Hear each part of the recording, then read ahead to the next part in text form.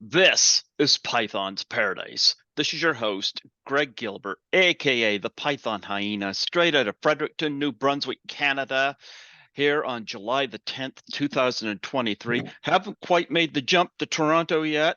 It's kind of on hold, folks. Kind of on hold. Things have been happening, but a lot of it has to do with my kitty. These plans, I'll tell you, everything seems so simple until you go to do it. But folks, I Yep. have a three-time guest here today. We're keeping our social distance, if I may pun said movie. Social distance, because this guy is one of the producers of the film. Folks, I give you Mr. Well, the Bruins guy, Rob Mahoney. How do you do, Rob? I'm doing good, Greg. How you doing? You know what? You and I just have the worst luck when it comes to dealing with assholes, huh? Oh yeah. Oh yeah. Because you and I have something in common this year. We both lost jobs. Yeah, and we lost jobs right around the same time too. Yep. Yep. And yours was due to an asshole, and mine was due to an asshole. Yep. Yep. And between both of us, I've heard your story and you've heard mine. Between both of us, neither one of us should have been fucking terminated. Oh yeah, I know. Well, I have a little backstory to that. Yeah. The girl that I found out got me fired just got fired herself. Wow. Are they coming You can get, crawling back to you now? nope. I'm happy at my new job, but what's funny is they trusted somebody who became a thief. She found a credit card and tried to use it at a store, and they got her on camera. The from what I understand, the person hasn't filed any legal paperwork, but the police is still following up with it because that's credit card fraud. Mm-hmm. So that's the funny part of the whole thing is they believed this girl who ended up doing something 30 times worse than what I did. You and I both lost our tempers, you know? Yeah, That happens. it That does. happens, you know? Um, with me, used some profanity and I said some stuff I shouldn't have, but I was also fucking antagonized into it by some piece of shit who decided to stick his nose into my personal life, you know? Yeah. And of course, some people there didn't like the fact that I had interviewed Raymond Fletcher, the cuckold Bible, and I'm like, it's none of your fucking business who I Yeah. interview. What are they gonna think when I got a dominatrix I'm planning on having on here at some point? What do they think? I got a dungeon going on here, I know you got a brothel, Greg. a brothel. Oh, I got a pussy here, curled up. You do. But Skittles is a great stripper name too. there you go. But I don't know. But I've been very fortunate that I had a backup job working a cleaning company. Not as much money as I did the hospital, but um, they're going to give me a raise, which is nice, so they do live a little more comfortably. But here's the kicker: I got hired before I was even terminated here. I got hired at same kind of job in Toronto Yeah. before I got terminated, and the big problem is I can't seem to get there. Because everything I thought was going to be easy turned out to be a lot harder. And Yeah. part of it is my cat, because number one, try to find an apartment. I dealt with a good half a dozen scammers. Yeah. Like, I don't understand people and they just can't. Like, you can't go hunting for an apartment because some asshole's got to try to scam you out of money. People need to take these people out and beat the living hell out of them to Oh, I smarten agree. them up. Yep. And then you got, like I had a couple of friends in Toronto that would have allowed me to stay there. Problem is they're allergic to cats. So, Yeah. and I'm not about to toss Skittles out because I've had Skittles for too long. I won't do that. So Yeah. I'm paying less than $1,000 a month for where I am, and I've been in this little bachelor apartment for since 2020. And I'm like, if I left here and it didn't work out someplace else, and I come back here, it wouldn't be under $1,000 anymore. No. Nope. So at the current cleaning place I'm at, I'm working pretty much by myself. I'm not bothered as much. The people appreciate what I'm doing. Yeah. I'm kind of like, you know what? Maybe that was part of the problem with my other job. I was working around too many people, and you're bound to run into assholes. And, you know, Yeah. yep, yep. Well, I'm lucky in my job right now. Everybody, there's no drama here. Everybody gets along. You know, the bosses don't even really bother you much, except whenever you need to exchange money. Like literally, like you you're kind of your own boss wherever you're stationed at. So, Mm-hmm. and like I said, the only time you really interact with any higher ups is when you need money exchange or if there's an issue with a particular item that's on sale or something. So you have to call one of the bosses for authorization. But besides that, I hardly see any of my bosses all day. And Mm-hmm. it's a very relaxing environment. The customers are really nice. So it's been a very good it's what turned us what started as something bad turned into something better. So Well, I'm hoping what's the mine turns out better. So what's I the am old doing, saying? What's the old saying? When one door closes, another one opens. yeah. Yeah, Well, I am going to do a con this fall. I'm accompanying Lisa Langlois for Frightmare in the fall, so I'm going to do that. And Eileen Dietz is going to be there from The Exorcist. She was Pazuzu, and I got her in there and for that as well. yeah, But you and I seem to run into people that really piss us off. And one of the things you're better at this than I am, because I'm going to tell you, you've gone through a much better change than I have, because you're a lot more positive. And yeah, like, I think it's awesome that you and Jason Bradford are communicating, because he and I don't like each other. And yeah, if he needs Debbie Sue Voorhees to make himself feel validated, then fine, go for it. For yeah, me, if I go the rest of my podcast life and have no stars, it doesn't, yeah, I don't care. I do care, but at the same token, I don't care. yeah, Because I mean, I've had unknowns on my show many times who got good views, you yeah, know? Yep. And I don't worry about that. One of the things I'm going to say, and Adam Marcus said this about me, is I leave my podcast open for people that don't necessarily get recognized. Speaking of Adam Marcus, a lot of people are going after Jason Goes to Hell. I'm yeah, more interested in Secret Santa. yeah, And I've interviewed about 7 or 8 people from Secret Santa, and Adam loves that I love yeah. Secret Santa, And that that's a wild ride. That movie. It is. Yeah, But a lot of people won't touch those people because they're unknowns. yeah, And I'm like, here's the thing. I ran into this issue with Frightmare in the Falls recently. I'm actually kind of pissed, not at the people running the event, but at the fans going to it right now. Because I got Lisa in there. I pitched her, and she's been in some cult films. Class of 1984, Happy Birthday to Me, Phobia, which yeah, was directed by John Huston, Deadly Eyes. You yeah, know, I was with her with 2 other cons. She's done well, you know. yeah, And she also I also got Eileen Dietz, who was Pazuzu in The Exorcist. yeah. So here, Elaine's great. yep, she's wonderful. I've had her on here a couple times. Here's the pisser. I go on the forum on Facebook, and Lisa gets announced, and some fucking asshole gets on there and goes, "Nobody knows who this actress is. If you want to sell tickets, you want to get bangers on here." And I asked him, I said, "Who do you consider bangers?"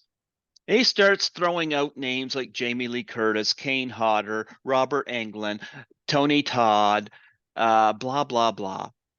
And here's my response. If I go down the street to the first random 100 people I come to, and I bring up any of those names, Jamie Lee Curtis might be the only one people would know. Yeah. I'm sorry, but I don't consider Kane Hodder or Robert Englund bangers because Yeah. like I said, outside horror fans, who knows who they are? Exactly. That's true. And whenever Eileen Dietz got announced, Jamie Lee Curtis. At least Jamie Lee Curtis has a following outside of horror too. yeah, A Fish Called Wanda, Trading Places, True Yeah. Lies, you know. Yeah. But here's the thing. Eileen Dietz gets announced. I was so happy about that. And people are on there. When are we going to get Ellen Burstyn and Linda Blair? Number one, I never heard of Ellen Burstyn ever doing a con. Yeah. No. No. But She's one of the few that I don't think I've seen. Maybe about 10 years ago, I think she did one. mm-hmm. But like she's not like a con goer. Basically, she's not like a Danielle Harris or like someone Yep, that's very Pamela Springs, not Pamela Springsteen, Felissa Felissa Rose. Rose. Yeah, Felissa Rose is like at every con. Like, Yep. But yeah, but again, Felissa Rose, if I mention her name to 100 people, how many people are going to know who she is? Unless I go to diehard horror fans. So yeah, I look at these people on these. Number one, Aleen's not going to do a con with Linda Blair because yeah, Linda Blair has a big issue with the fact that she acted the part of Reagan, but she wasn't the only one playing the part. yeah, Yeah. A lot of people like it wasn't Linda Blair doing the spider walk and so forth, you know? yeah. I know. But here's the thing, you get all these people. Number one, it's like don't insult guests that you don't consider important. And by the way, Frightmare in the Falls come down on there and they shut that fucker up because they Yeah, stated that Lisa's been requested for years. So it's not just yeah, me bringing her in. But yeah, Lisa did well at Horrorama last year. But these people want a bunch of people that make them feel validated. yeah. Oh, I agree. And yeah, and I'm like, fuck you people. Yeah, Fuck you people. It's yeah, like number one, Jamie Lee Curtis isn't coming. I know this because I know who Sean Clark is. He's been on the show a couple times. Jamie Lee's done one con. If he yeah, gets her to do another one, I'm pretty sure it won't be Frightmare in the Falls. yeah. So, but I mean, plus I'll Jamie Lee, you have to have pretty sizable wallets for Jamie Lee. yep. And so I think that makes it harder for them to book someone like Jamie Lee because obviously the con wants to make money too. But if she's not, if you don't have a bunch of people who have big size wallets, she's not going to have a lot of people online. Yep. But So it's funny because a lot of the people that these people are saying are bangers for yeah, Frightmare in the Falls. Number one, I don't consider them bangers. And yeah, there's my phone going off over there, but well. But consider bangers are people that they're not known people, you know? yeah. So And like you said, they're known to the horror community, yep. obviously, but like outside of Yeah. horror, if you asked, like you said, if you asked 100 people who are not horror fans, how many people are going to say they know Kane Hodder? Yep. They have to the I people wonder who who are that is. okay. The people who are considering, bangers, Mm-hmm. they have to realize that they're bangers inside of our community, yes, but outside the community where it's like you said, Jamie Lee Curtis, people will still know because like you mentioned, the Fish Called Wanda, Trading Places, True Lies, those are movies that gross a lot of money, and those aren't horror, but. Oh, and to get back to well, he's still there. There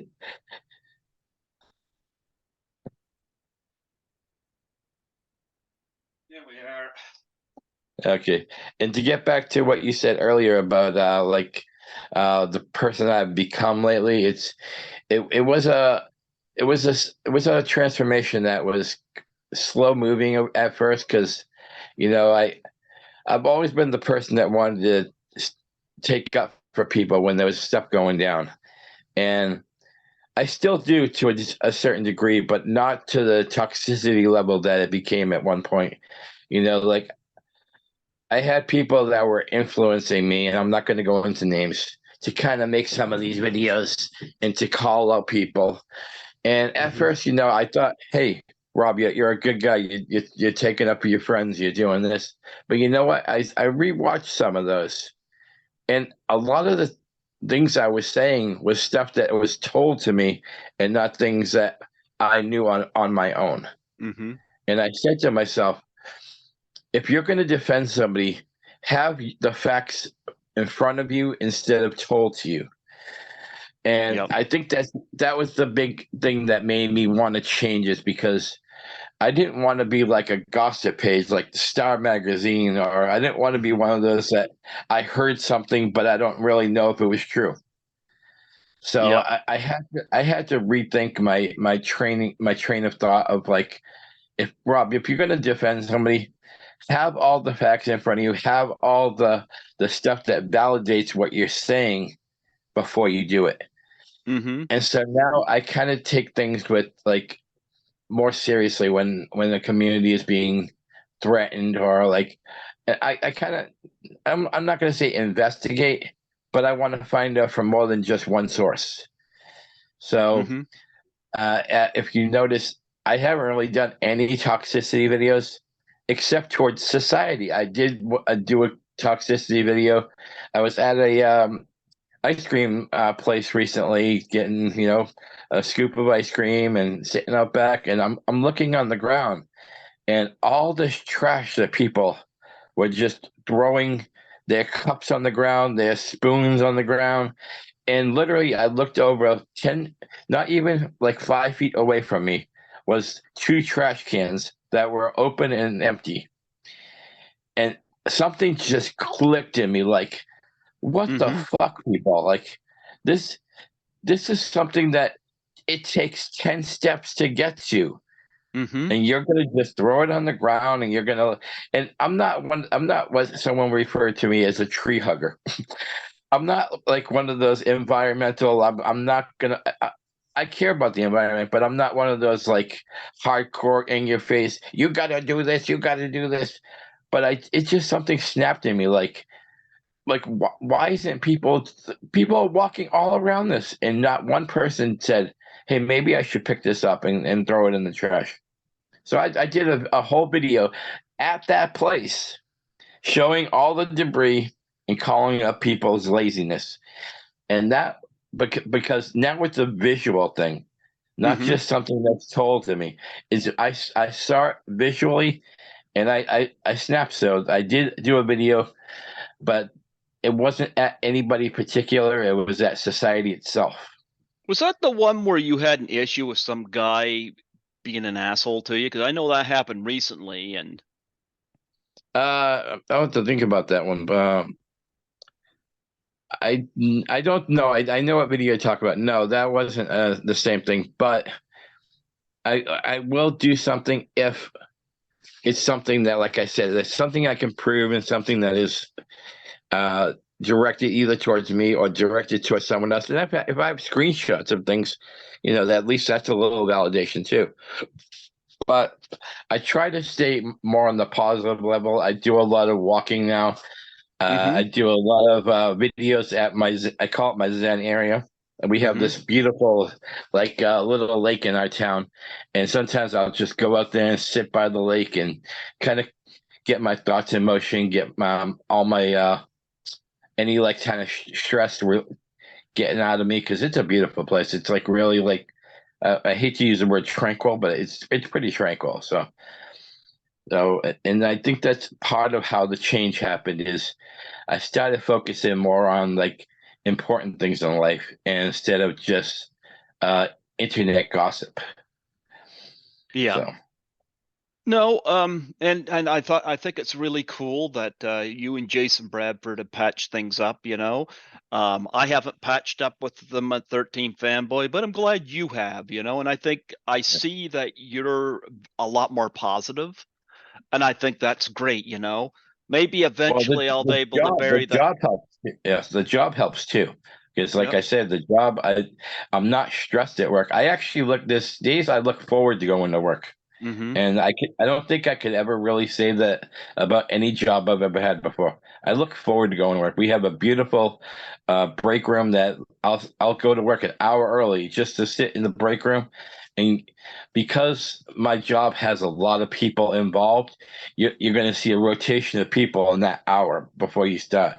So you're going to see people coming in on that break. You get to talk to them. Then, like 15 minutes later, more people are coming from their break. So there's never really a boring moment at my job, but in the same essence, it's also very relaxing. And um, I think that's also part of like that's helped my change along since I started this new job too. Yep. I think it's great, you know, and of course, you're involved in a lot of films. I haven't kept up on it, but I know that social distance is one we've got in common. And this, I don't tell you, this surprised me how good this movie was, you know. And I've Yeah, had Vernon Wells on a couple times, you know, and I met him at yeah, Horrorama in 2017, and I had the director of this film on as well. And yeah, very well done movie. yeah. With the director Brian Hmm. Luciano Baglia, he said he's very happy that I'm part of basically the family now, and you mentioned me being part of a lot of other movies. I am, but I'm more concentrating now on Koala Aloha Media Pictures now, mostly Brian's movies. I'm involved in um, Electric Man, which is also on Tubi. I'm Yeah, involved with I missed out on that one, you know, but didn't I have Tom Sizemore involved with it? it did.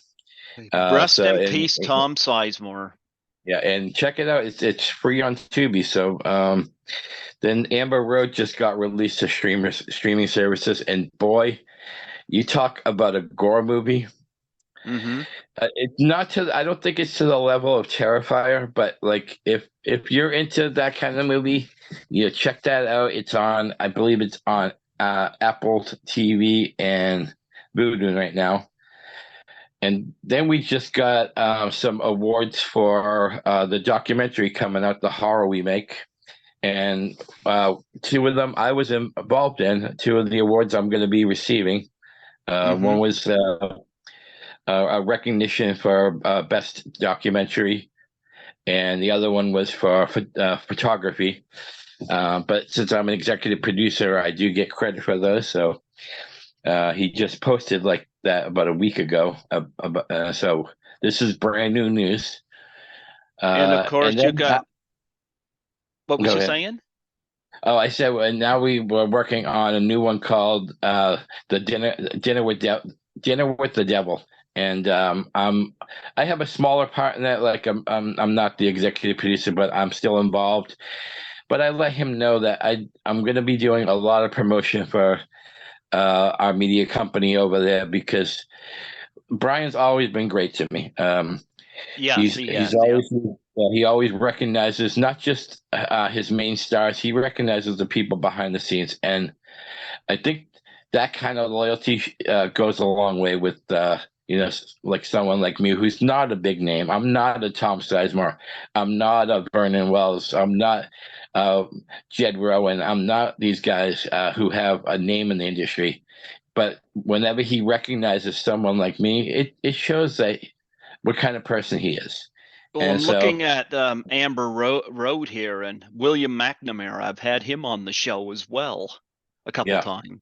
He was yeah, in Dario Argento's opera, yeah. so meeting a gruesome end in that. So wow, he's got some good people coming in his movies, and I regret that I wasn't part of Electric Man Amber. But again, financially, it's been a little difficult for me to to get Yeah. on board with those. So that's not on him. It's just financially it was a little difficult. Plus something that's great about him is, say you even just get a special thanks, which is usually about 20, 25 bucks. What he'll do is, if you help promote that and you Hmm. help get someone on board, he will actually up your status. You won't just get a special thanks. You'll actually get like a, maybe like um a consulting producer. You'll get a higher recognition award for basically helping behind the scenes. And you don't see that in the industry very much. You don't see like someone saying, "Hey, thanks for help sharing this." Even if you got one or two people on board, he will show the recognition. Say, "Hey, instead of special thanks, I'm going to give you something bigger." And that's very rare in this industry. Is someone that takes care of the smaller guy. Well, So I noticed that you're involved with Debbie Does Demons, and seeing that title, immediately I'm thinking of the very lovely Angel Bradford, who I've had on here before, and I was involved with yeah, Desperate Souls. I got to see that. I like yeah, Angel a lot. I think she's hilarious. I'm pretty much a fan of hers, you know. yeah. She's doing big things these days now. So You know what's funny? The people from Desperate Souls, they did the Doubtfire Face challenge and they didn't give me any shit about it. Isn't it weird? yeah. Yeah, they didn't give me any grief about it. How weird is So that that, huh? Yeah, so I still do promoting, but more on a smaller level for other movies. And it's nothing against those other movies, but I actually have a promotion page now that I opened to help Mm-hmm. independent filmmakers have an avenue to promote their stuff without, oh, you can't, you're spamming. Like, I noticed a lot of groups will do that. Is if say you post something like what a new movie coming out, and then the next thing you post is your movie. They'll let you do it one, maybe two times. The third time, they're like, okay, like this isn't a promotion page. This is a Friday the 13th page, or this is a Texas Chainsaw page. So post something that related. So I did something about it, and I opened. It's called Terror 81 Promotions, Mm-hmm. and basically it's a networking page also, so Mm-hmm. that if you promote in there, you might find somebody who's looking to get involved in a movie, and they'll say, "Hey, this project looks pretty good, maybe." And I always tell them this page said you. That way my page gets like a little recognition as far as like helping other filmmakers build up their movies. So because Well, the days of always promoting to the same people, to the same kind of post, those days are dying off now. mm-hmm. I hate to say it, but you always you still the days of when I used to heavily promote, those days of copy pasting, tagging people. It's only going to go so long, because after a while, the same people you're tagging each time are going to say, "Hey, don't you get the hint? Like, we haven't donated anything. We're not really interested." And a lot of times you lose people over that. You lose people saying, "Well, all you're keeping me on here is to share your promotion stuff." I don't want to do that anymore. So I try to find a new avenue on how to promote without annoying too many people. Yeah, If and that if that makes sense. If that makes sense. yeah, yeah, well, yeah, it makes perfect sense. I was gonna say too, you're involved with Deadly Dealings, and again, Ellie Yeah. Muti has been on the show a couple Yeah. times. She was in My Bloody Valentine. Yes. Hold on. Let's see if I can show it. Yep, and you want me to tell Yeah. you something else about her? Yeah. That was autographed by her. Yeah, she is awesome. She did a Doubtfire Face challenge. Yeah. Yep, I Yeah. I remember. I donated think to. I've seen that one. I've seen that Yep. one. Oh, she's awesome. I'm Yeah. hoping to meet her at a con sometime, you know. Yeah. She is totally awesome, you know. And but she did a Doubtfire Face challenge. I forget what charity of hers I donated. I think it was an animal related one because she's very much into helping animals. But Yeah, yeah, but yeah, Alan Uti is awesome. yeah. Did you meet her on set or did you send away for that? I sent away for that. I used to have her on my old Facebook page before Meta decided to block it. Anyways, that's another story. Um, but yeah, I had messaged her and I told her I was a huge fan of My Bloody Valentine, and I asked her how much, and she had actually, it wasn't very expensive at all. I think it was like $15 or something like that. And not only she sent that, but I don't have it with me, but she sent me a My Bloody Valentine pin too, which, Oh, that didn't come with the deal, but the letter she sent along with it, she goes, I just happened to see this when I was sending it out, so I thought I'd send it to you. she So is an awesome, awesome yeah, person, you yeah, know. yeah, I like her a lot, and I've had her on here a couple times. She's a beautiful soul. And yeah, I remember I threw the Doubt for a challenge out to her because she was also a professional clown, yeah. and she Yeah, walks. I think you told me that once before. She I think you walks on did. stilts. Yeah. Wow. Yeah, she can walk on stilts. I've seen video. I'm like, Yeah, okay, like I yeah, I mm. can't even walk on my own 2 feet. She is an amazing, talented person. Yep. Yeah. But And yeah, and of there's course, a con, no, huh? sorry, there's a con coming out in our area, September. It's called Terracon. It's new to this area, so I've been trying to save up for that because they're having a Fright Night reunion. Oh, And love Fright uh, Night. yeah, Chris Sarandon's going to be there too. So like, Hmm. and there's an opportunity to get a picture with all four of them. There's going to be William Ragsdale's going to be there. Hmm. Um, the one that played Marcia, Amanda Beers, is going to be there. Uh, and Jonathan Stark's going to be there, who played the guy who took care of the vampire. He was also Charlie in House 2. Yeah, yeah. So, but there's an opportunity to get a picture with all four of them. And oh no, they just added Stephen Jeffries too. So Oh Stephen, wow, Evil yeah, Ed. yeah. So I want to get this shot with all five of them. That would be I don't care if I get anything else. If I get a shot with all five of those guys, I'm set for my life.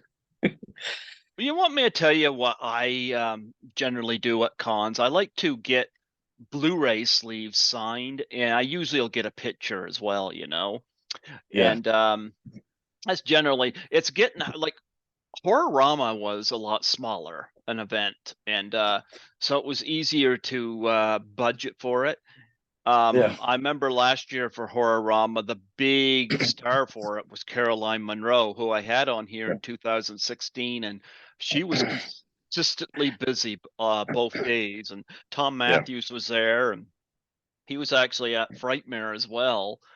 But yeah, yeah, but right now, like Frightmare in the Falls is going from October 27th to 29th, and right now they got about 20 guests announced, which is great. I got to be careful, but last year I went to about 20 people, and boy,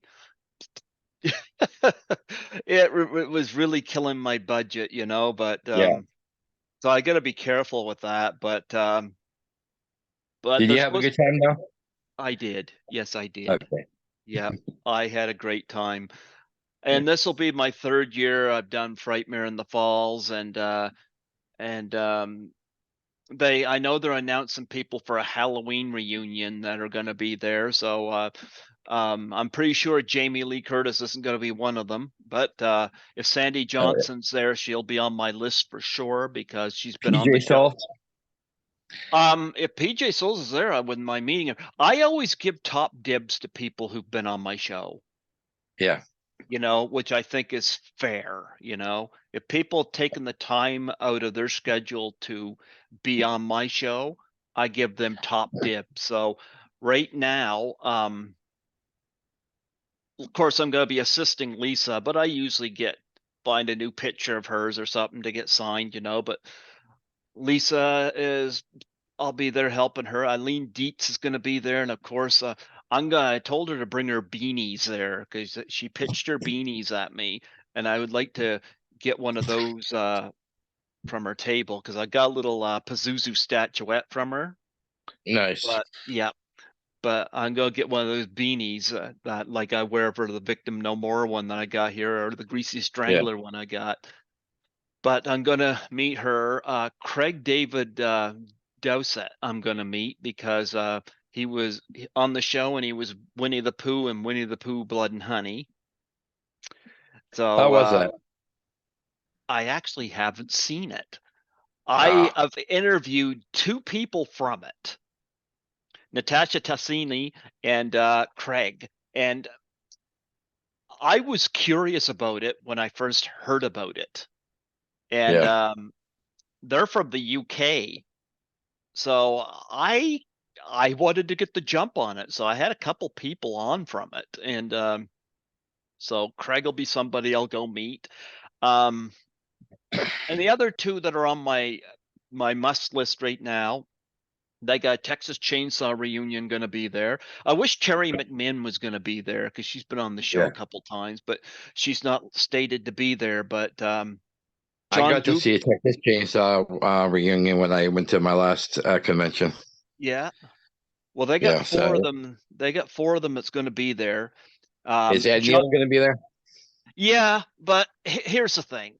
Here's the thing, and no disrespect to anybody, I give top dibs to people who've done my show. And out of those Yeah. four, John Dugan and Ellen DeSinger, they've done my Yeah. show. Yeah. They get top dibs, you know.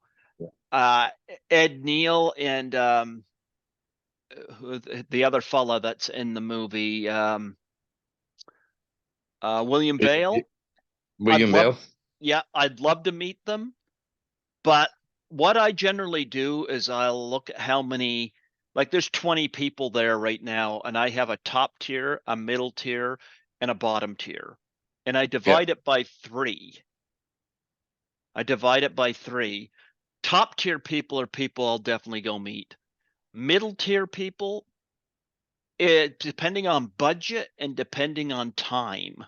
And if I'm at Yeah. Lisa's table, my time will be limited. But the ones at the bottom tier are people I'm going to write off. Yeah. You know, it's nothing against them. It's just I'm not rich, and so Lisa, Eileen, Craig, David Dowsett, Alan DeSanger, and John Dugan, they've got top dibs because they've done the show. Yeah. And looking at right now, they got about 20 that's going to be there. So dividing that by three, you got well, the next one that comes out there will make 21, so that'll make 7, 7, and 7. Yeah. But so right now you got two that are going to have 7, and one's going to have 6. But Yeah. right now, for the ones that are there, they get a Friday the 13th, the final chapter reunion that's going to be there. Kimberly Beck is somebody that I definitely want to meet, and if Bobby Heckman's there, I may even get to Yeah. interview her there. Kimberly Beck is she doesn't do a lot of conventions. So Hmm. whenever she does pop up, you got to grab her because it may not happen again for a couple years. Yeah, she's somebody I want to meet. Corey Feldman's supposed to be there, but everybody's predicting he's going to cancel.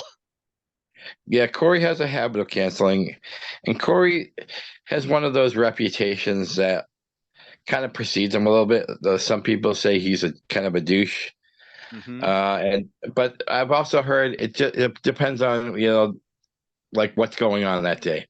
Because another guy said he didn't have like a big he thought Corey would have a huge line, and when he got there, Corey only had like 4 or 5 people. So when he went to meet him, he said Corey was very delightful. So Hmm. maybe the big lines kind of like bother him, or like all the fanfare. Sometimes they say fame can be great, but other times I guess it can be overwhelming too. Yep. So maybe like he gets overwhelmed a lot, and maybe that's when he has those experiences where he's a little not so polite. But I mean, I'm not making excuses for him. Obviously, I don't know what's going on with him, but that's just my prediction and my insight to that, I guess. But Well, he I wanted to share with you and the viewers uh, one of my favorite pictures, and if I can get this Fright Night reunion thing, that will be my new favorite picture. But at the last convention, I just pulled this out. I got to do the sleepaway camp with the girls in full makeup, yeah. and I got Felissa Rose and Catherine Kamei, who plays Meg, uh, Hmm. in their full like sleepaway costumes, with the sign behind us, and I got to take a picture with them, and they both kissed me on the cheek after the shot. But hold on, I kissed seriously. I got a kiss from Felissa Rose. Look at that. Yeah, There you go. yeah, that is my favorite picture of all time. So Yeah, I met Felissa. I haven't had her on here yet, but I met her and she was an absolute delight. But other people are supposed to be at Frightmare. Eric Anderson's supposed to be there, and so are the yeah, twins. yeah. I'd love to Yeah, meet those twins. I just saw Adrian King posted at a convention that she was at, that she took a picture with the twins, and then she took a video with them, and they did the whole iconic line, "Come play with us." Oh, oh, are you talking about the Moore twins or the Shining twins? The Shining. Oh, I'm talking about the show. Oh, you're thinking of. Oh, you were talking about the Friday the 13th twins. Yeah, they're I they're thought you gonna were, be when there. you mentioned twins, something just clicked in my head, the Shining twins. Well, I've had a set of twins on the show. I had the two girls at the beginning of Single White Female on here before the Materas twins. But Oh wow. yeah, and that's one of my top 10 most listened to interviews right now on YouTube. Other people that are going to be there that I'm interested to meet. They're going to have Betsy Baker and Teresa Tilly from Evil Dead are supposed to be there. Nice. Yeah, I'm giving them consideration. Ron Perlman I've met before at the one time I was at Comic Con in Toronto, but he's supposed to be there. Doug Jones supposed to be there. Christy Swanson, Devin Saw, Deep Roy, who was a Leprechaun stunt performer. You know, um, Yeah, the convention that I'm trying to go to has there's, as your guy said, there's a couple of bangers there. I'm mocking him, by the way. There's Robert Englund's gonna be there. Um, Heather Langenkamp's gonna be there. Kim Myers, who was in part two, you know she's gonna what? be there. I think they're all good names. I just don't consider them bangers because, I like know. I said, It was a mock. It was a mock. no, I know you're mocking, but I don't understand these people. They're talking like these people are big famous people. Yeah, like to Yeah. me, like Daniel Harris is a bigger banger than someone like Robert Englund. Because once again, Daniel Harris has done things outside of horror, Well, you want me to tell you what was funny? Here's a story. and I Daniel did Harris is going to be there, by the way. I So did I did Horrorama last year. And like I said, the big star was Caroline Munro. She was in the Golden Voyage of Sinbad. She was in Maniac. She was in yeah, a lot of Hammer films. She's a legendary actress, you know. And yeah, like I said, I had her on the show. I went and met her both days, you know. She was consistently busy. She had a thing where you could get 3 photos for a certain amount of money, you yeah, know, and she wasn't terribly expensive. I go to Frightmare in the Falls, and Danielle Harris and Scout Taylor Compton are both $80 a piece. Now, I'm going yeah. to say this: Danielle Harris, I respect her, I like her, but when I'm paying more for her than Caroline Munro, there's a problem. Yeah. And I definitely don't think that you should be paying more for Scout Tyler Compton. You No, might make an argument for Danielle Harris, but Scout Tyler Compton, you definitely shouldn't be paying more for than Caroline Munro. no. I'm And Scout sorry. No, Scout's gonna be there too, but I'm not interested in meeting her. I'm not saying that I didn't like her role. I thought she did admirable. I don't I don't love her character, but I don't hate it. But I wouldn't pay no $80 to see her. I'm sorry. I'll take a picture of her in the distance. Actually, there's a picture of me and Danielle Harris. I did meet Danielle Harris, but you could see Scout in the background. But I didn't meet Scout. I got nothing against her, but for $80, she wants to do more than Halloween '07 or whatever it was. Corey Feldman, you could make a bit of an argument for because I mean he had Friday the 13th, the final chapter, Gremlins, Stand By Me, License to Drive, Yeah, Goonies. He's had a lot of stuff. yeah, Yep. yeah. He's a recognized name, even to like I said to the non-horror people. Corey Feldman's a unrecognizable name, Yep. and But I hate hearing but people on these Facebook forums. All they do is complain. yeah, I know. And Hmm. you just mentioned how Scout was $80. Here's a comparison. I got an autograph from Kane Harder, and according to that one guy, he's a banger, and his was only $50. $50, and he's been in several Jason movies. He's been a stunt for a bunch of movies. Scout, what is she known for? She's known for Halloween. That's it. And there Hmm. was the remakes. Well, it was the Rob Zombie Halloweens. It wasn't even the original Halloweens. The Rob Zombie ones, and she was $30 more than Kane Hodder. Yep. So there's comparison right there. I might for the final chapter reunion there. I might bring my Ted White signed Jason mask Yeah. because I had him on twice, and I got a couple signed pictures from him, and I got the Jason final chapter mask. Actually, I'll haul that down here. I'm pretty sure I've shown it to you before, but I'll show it again. I Yeah. know you love seeing merch. Oh boy, Ted Oh, White. yeah.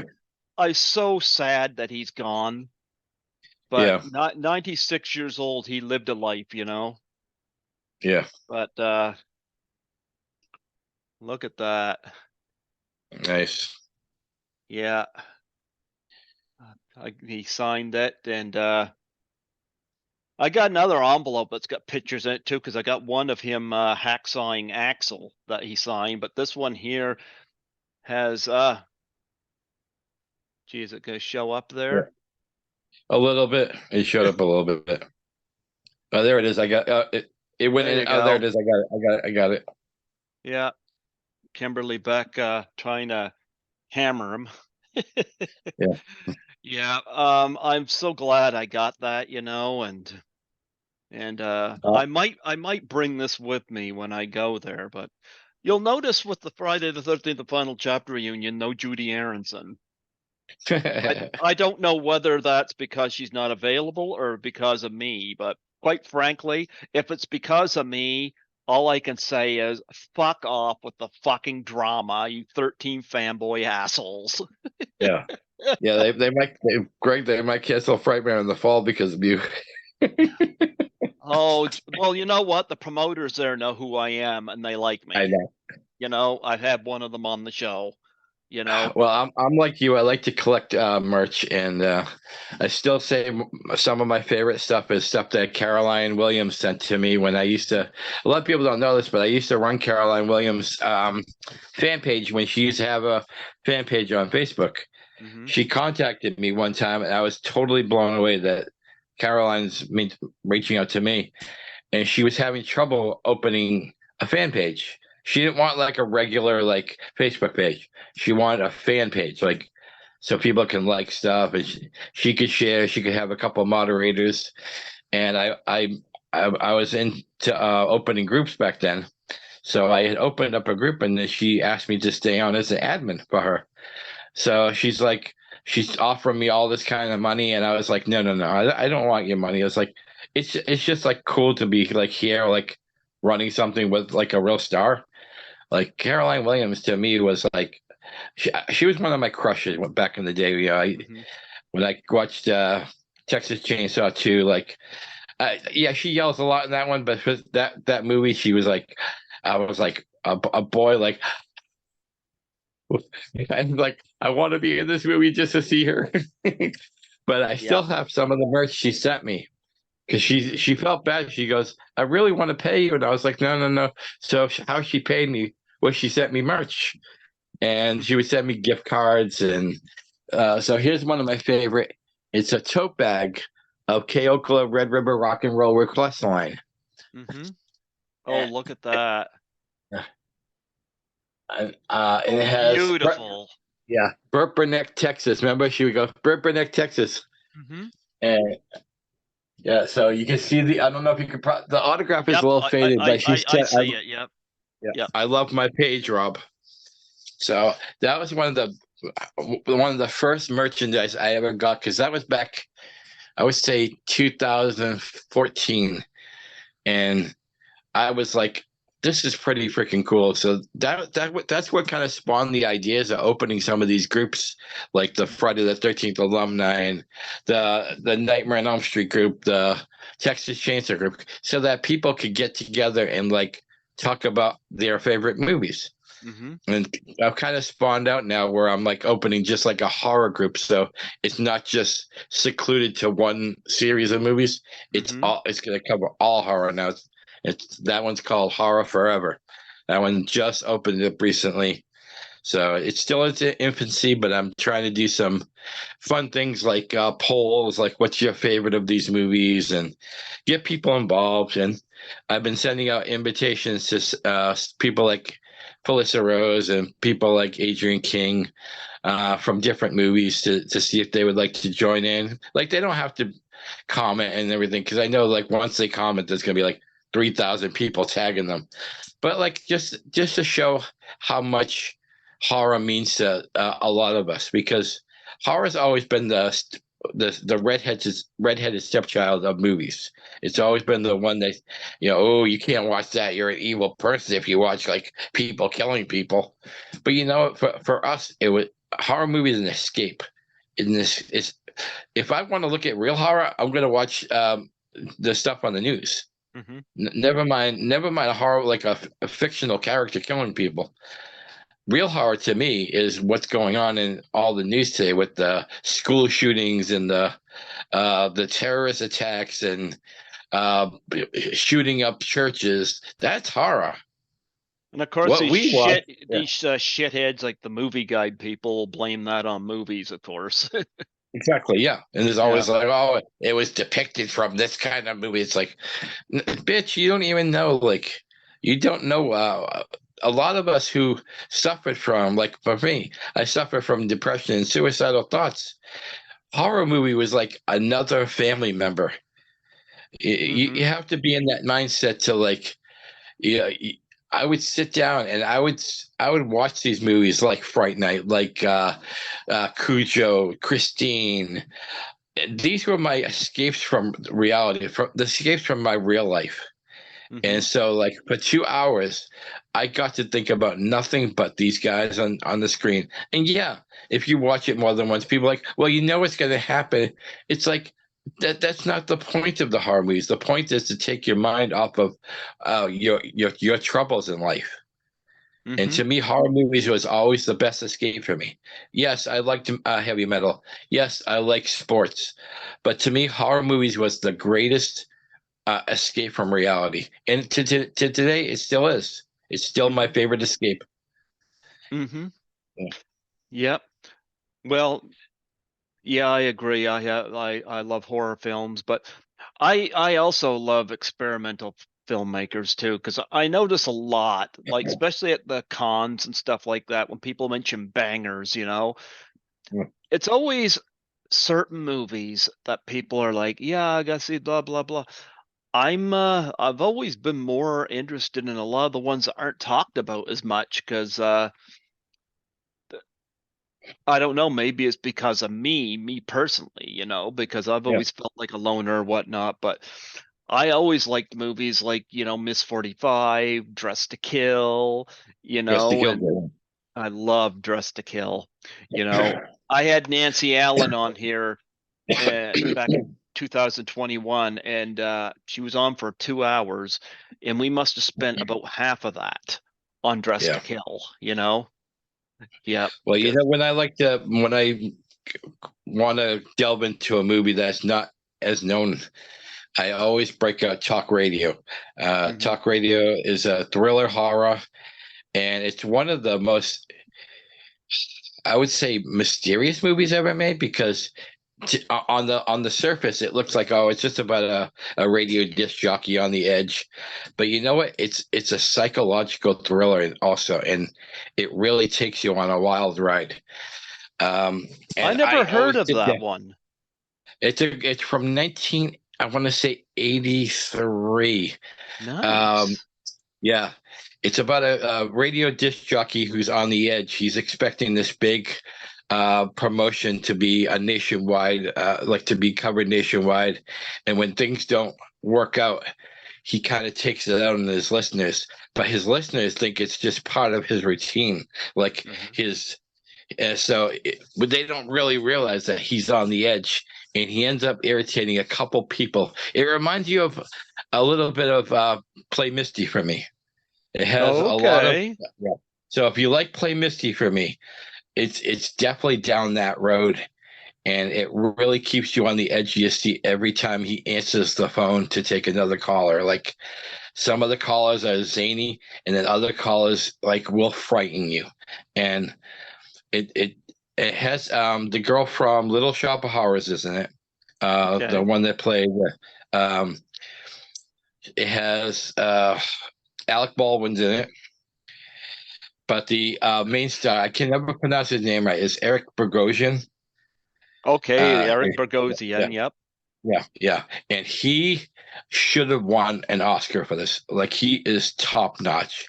Like, think think of controversial Howard Stern on crack. Nice. Yeah, like so. Um, and like, not this different Howard Stern that we hear now, like the old school Howard Stern when he pushed the envelope every single time. This is this guy on crack. So it really, like, if you're gonna sit down and say, hey, I want to watch something different, I really suggest talk radio. Okay. I'm going to look into Yeah, that. I yeah. like that. I like I would that. say Yeah. 82, 83. It's around that time. Okay. I'm going to look into that. I've never heard of that one. So absolutely. Absolutely. Yeah, I like a lot of Italian Giallo films too, like the Argento movies yeah, and Bava and people like that. A lot of those I yeah, like too. They're a little harder to get interviews from because a lot of the people don't speak English. yeah. I But know. I've had some success with Suspiria, so I've been lucky there. Yeah. So there you go. But nonetheless, I do like the fact that you're going down a more positive path and you're you're because I remember there was a long time there. It was just, and I loved it when you ranted. Don't get me wrong, but you sound A to lot of people did, because I used to get a lot of views for those too. yeah, but you know But what? You sound a lot more healthier. You sound a lot more outgoing, more yeah, approachable. yeah, Like I mean, you won over Jason Bradford, for example, and you did his show with him. I think that's great. I'm not quite where you are because well, I kind of like Jim Cornette, when it comes to dealing with anger. It's like, don't piss me off, yeah, you know, yeah, but I don't handle anger very well. I need to learn to, but I'm kind of like the person, if a horse fly buzzes around my head long enough and doesn't take the hint, I'm gonna fucking swat it. yeah, It just goes like that. And I've had a number of horse flies in my life, and yeah, some of them should be swatted more than once, but yeah. yep. Oh, same here, same here. And what's funny is, sometimes good things come out of being positive too. And I'll give you an example. And I'm not sure. I don't think he'll mind me using his name, but there was an incident years ago. His name was Sean Phillips. Mm-hmm. You know so, and I try to warn some people about his reputation. Mm-hmm. And for years, I used to get criticized. Oh, you just don't know him. His buddies would threaten me. And here's something that happened about 6 months ago. Mm-hmm. I'm getting home from work, and I open up my phone to my Facebook, and I get a message, and the message was from one of Sean Phillips' former sidekicks, Mm-hmm. and I say former because there was a falling out. Mm-hmm. His name is Will Colazzo, Mm-hmm. and Will Colazzo apologized to me. He's like, I wanna come to you man to man, and I want to apologize for all the things I said about you. He goes, you were totally right about Sean Phillips. Okay. He stole a couple of my ideas, and he's claiming it for himself. And I had a conversation with him, and I said to myself, you know, maybe not toxicity videos are always helpful, but once in a while there is a grain of truth in them. Mm-hmm. And uh, I told him, I was like, dude, like this is so stand up of you to come to me. I was like, you didn't have to. Like you Mm-hmm. could have just sat back and said, you could have told yourself, oh well, Rob was right. But he came to me and admitted he was wrong. And I said, dude, that's like sometimes like when you're close to a situation like you were, like your buddies and everything, you're not able to see that. Yeah. And I said, I said, I'm glad that like you finally got out of that, and now he's making his own films without Sean Phillips. And like my only advice to him was, keep your friends close and your enemies closer. I said, so like don't rock the boat like I used to. Kind of keep the peace. That way your movie doesn't have any drama, doesn't have people like, oh, you turned on your friend. And I said, my advice is just kind of like keep it there, but don't go out bashing like I used to. I said keep it there, promote your movie, and don't worry about what he's doing anymore. Like, and he goes thank you. And so we haven't talked since, but like we're actually like on a cool level now. And so sometimes the toxic video has done good things, but I think overall it does more harm than good. But at least there was one good example in there.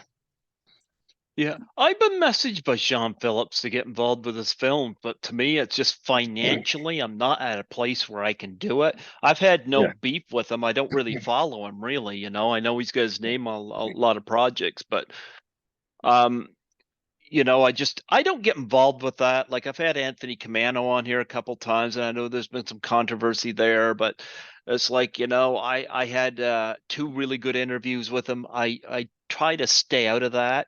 I had yeah. enough And that's what I do drama now. with I stay out of stuff now.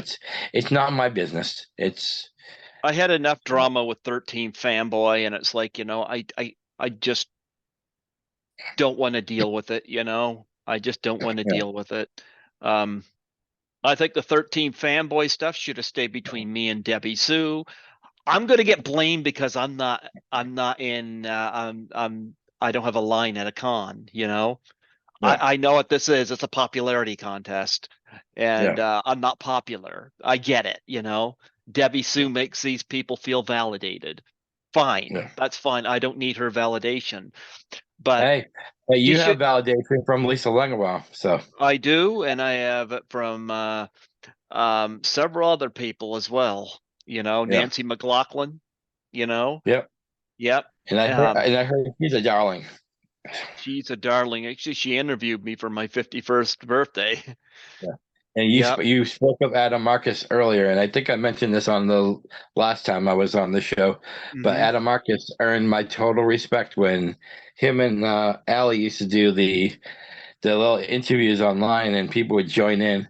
Hmm. And Adam had mentioned a video that I did for for the documentary he's working on, the Heart of Darkness. Yep. And someone tagged me and it's like, hey Rob, Adam Marcus is talking about you right now.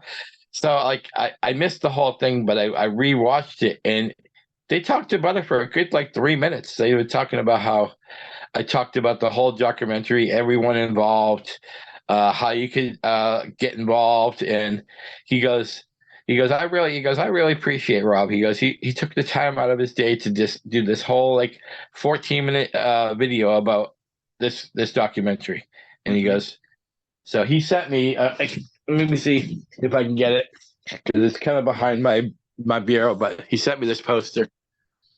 Oh, there you go. Yeah, Yeah, I got some stuff signed by him as well. Him and the Cackle Queen, Deborah Sullivan. the Cackle Um, Queen. yeah, that's what I call her. Yeah, yeah. Yeah, and I got another one that he sent to right here. Mm-hmm. There you go. Yeah, yeah, yeah. I got all this stuff on my walls. I got hockey masks. Mm-hmm. I got my hockey mask nightlight. Oh, there you go. Yeah, that lights up, by the way. So Mm-hmm. I got my sleepaway camp stuff. There you go. I got the screen mask. Mm-hmm. Let's see what my Chucky stuff. Chopping Mall. Oh, I've interviewed a few people from Chopping Yeah. Mall. Yeah. So let's. Oh, and I got Jonathan Tiersten from Sleepaway Camp. Mm-hmm. Uh, the hill. The Hills Have Eyes. I have her name is escaping me now. Janice The Bly. one, no the younger girl and the sister the sister Oh, from the original. oh, her name's escaping me right now. I Yeah, haven't had her on the Susan show. Lanier. Okay. Yeah, I got her there. Mm-hmm. She actually sent that to me. Like I wanted to pay for it, and she's like, she sent me a birthday video too on Cameo. Mm-hmm. And she was pretty cheap on Cameo. It's like $15. Oh, wow. Yeah, so and then she sent me that autograph along with my Cameo. So I got the Cameo and two autograph pictures. I didn't ask for them, but she asked for my address, and she Yep. sent those for my birthday. Oh, beautiful. Yeah, Beautiful. Yeah.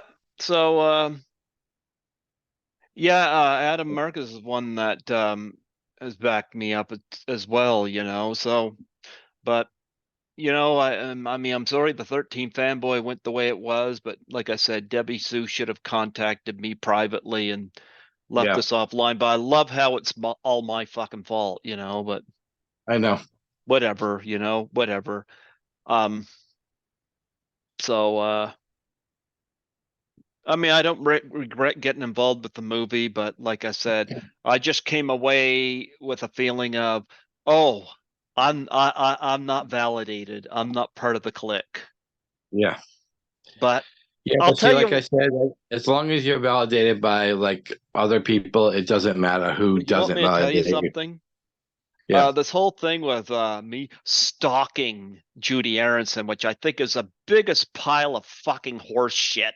I don't know whether it was Debbie Sue or who spread that rumor, but whoever did, fuck them. yeah, Because Tracy Savage was the one I had the crush on, and Tracy's been on my show 4 times.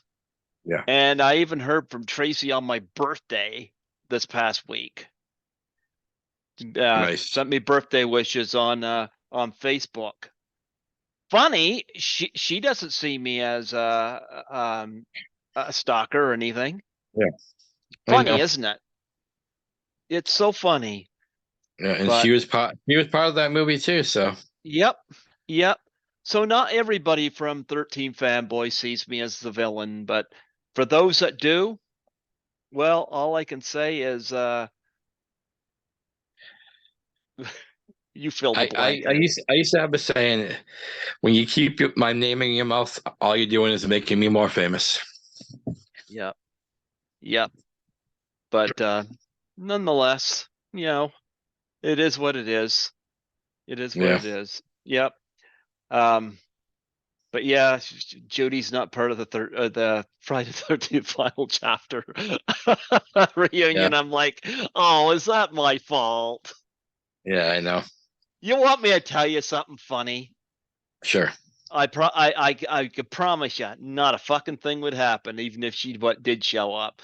But they're so fucking. They want to play this fucking drama that Greg's gonna do something. Greg's gonna do something.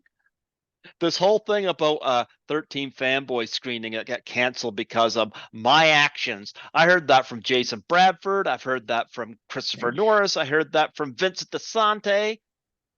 Yeah. And yet I got the email saved. Debbie Sue said nothing was canceled because of me. Either she said it and she's backtracking, or she's being Yeah. honest. One or the other. I don't know. But I wasn't down there. And it's funny because I saw this some pictures on Facebook of people at a screening in Blairstown for 13 Fanboy. And I was like, wasn't this supposed to be canceled because of my actions? Yeah. Wow. How peculiar. Oh, I still well. gotta get to that diner though. The diner in Yeah. Blairstown. Oh, I wouldn't mind going to it, but the same token, if I don't ever get to it, I don't really care. You Well, know? yeah, like this. Well, there's that, and then there's the gas station for Texas Chainsaw Massacre. Now they have a site now, Mm-hmm. like an attraction where like some people will show up. I think the last time they had it, I think John Dugan and Caroline Williams both appeared there. Even though Caroline Williams never really had the interaction with the gas station, I think they're using it as a Texas Chainsaw type place that people can come and talk to people from the movies. So Yeah. No, but again, I'm going to survey the guests at Frightmare in the Falls, and I'll divide them into three groups, and those in the top tier I'm going to make a point to go see. But like I said, I'm going to be at Lisa's table um, all three days, and if I got a moment where I can get away to get something signed, then I'll do that. And but I'm going to crack down on how many people, because like I said, last year I went to about 20, and yeah. yeah, I I tell mean, you though, I if you ever get to meet Derek Mears, go ahead. hmm Derek Mears is about the most gentle giant you'll ever meet. I'll tell you a quick little story. Is when I met Derek Mears, I'm not a huge Friday the 13th remake guy, but he's Friday the 13th. I had some extra money, so I was like, let me go wait in this line. He literally took forever because he even apologized a couple times, but he's like, I don't want to be one of those people that just signs you and goes, get away from me now. He goes, I want hmm to know people. I want to talk to people. So he kept apologizing. When I got up there, he literally talked to me for like 15 minutes. And this is with the line still, mind you. But he said, guys, hey, you can go to someone else's line and they could just sign your thing and they could send you on your way. He goes, here, I kind of want to know. I want to know who watches the movies. What makes you interested in my stuff? He goes, I'm like that. I'm a people person, and I really respected that. I was like, he could have just, like I say, he could have just signed my things and next, because some of them are like that. You've probably seen that. Look at that! Look And who showed up, Skittles. oh, Skittles. Hi, Skittles. Skittles, But if he I really, take you to a con, if I took you to a yeah, con, would you get a lineup? he. I don't think he want to meet Cujo. Do you want me as Cujo? Yeah, but yeah, Derek Mears is coming to the Terracon too, so I'm definitely gonna see him again because he really earned my respect. Like I said, I'm not a huge remake fan, but I was like, I thought that was really cool that he took the time to get to know his fans. hmm So Yeah. Well, well, I'll tell you some of the best people I've met. Like, for example, John Rhys Davies from Raiders of the Lost Ark was yeah, somebody that took time with everybody. Corbin Burson was great from Major League, and yeah, yeah, those were from um, Comic Con. Caroline Monroe was wonderful, wonderful. You know, Lisa's yeah, always great. Because watched Lisa. interact with fans. She's great. Oh my goodness, who all they met at Frightmare in the Falls? Like Felissa Rose. I can't forget her. She was wonderful. Yeah. Yeah, But she literally left the table. She was supposed to go on her break mhm, because I seen her assistant like, Felissa, just take a couple more and then like go back, get some food or whatever, and mhm, then they put a sign, she'll be back in 1 hour. mhm. She sees me in line and she goes, can we have a couple extra minutes before I go on break? It's like, sure. She literally leaves the table, runs up to me and gives me a big hug. She goes, Rob Mahoney, I love you. Because I run the Sleepaway Camp Forever page, Mhm. and she always appreciated how much respect I gave to Aunt Martha, Desiree Gould. Mhm. So yeah, when I got to meet her, she was telling me some stories of Desiree on the set, because Mhm. this is after Desiree had passed, and Mhm. yeah, she goes, I always respected how much you gave Desiree credit for helping with the group, because Desiree was the first star from Sleepaway Camp that joined my group, and Mhm. she would promote it on her page. She would tell people, "Oh, this is a wonderful sleepaway camp group," and she would always post saying, "Rob, I love how you keep a sleepaway camp alive." And so Felissa saw those things, and she personally thanked me for like always giving so much respect to Desiree.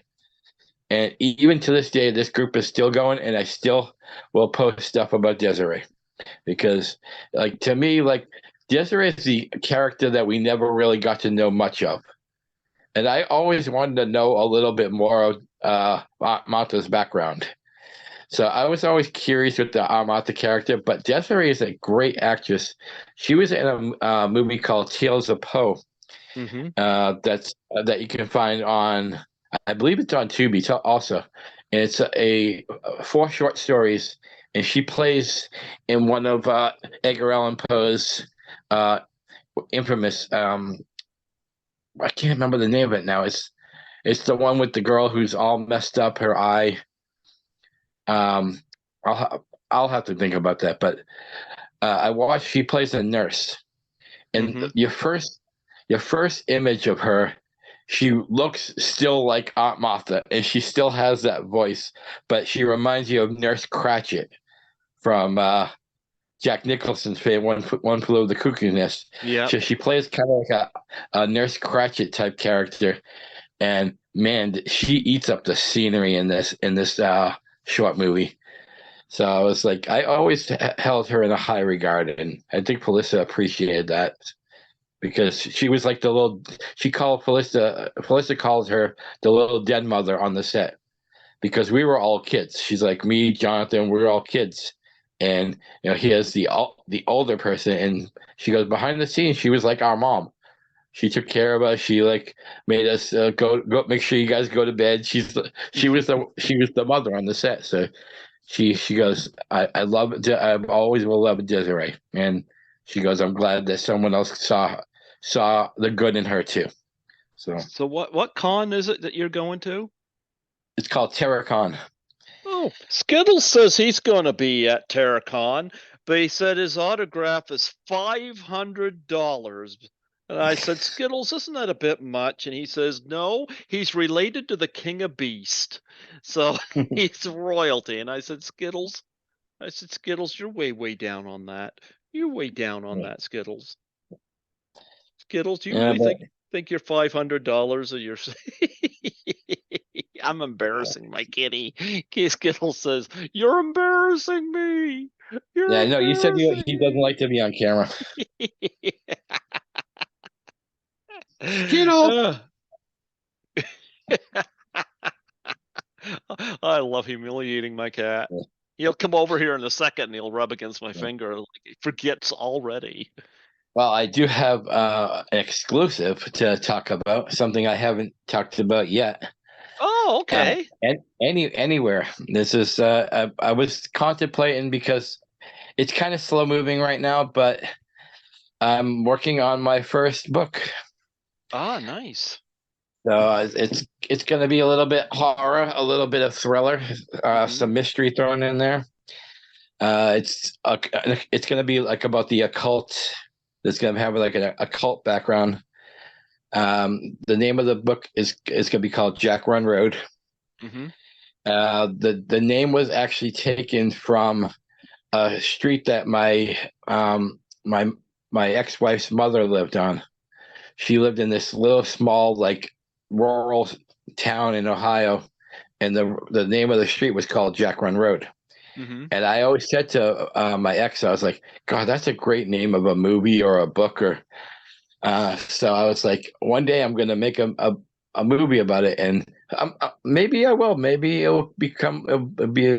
But I'm going to hire some people, to proofread and because I'm not a screenwriter. Um, I'm just going to write a book, and if people like it, they like it, and then maybe I'll send it in to someone who does the screenwriting part and fix up the book a little bit. But it's his infancy right now. I'm about 5 chapters in right now.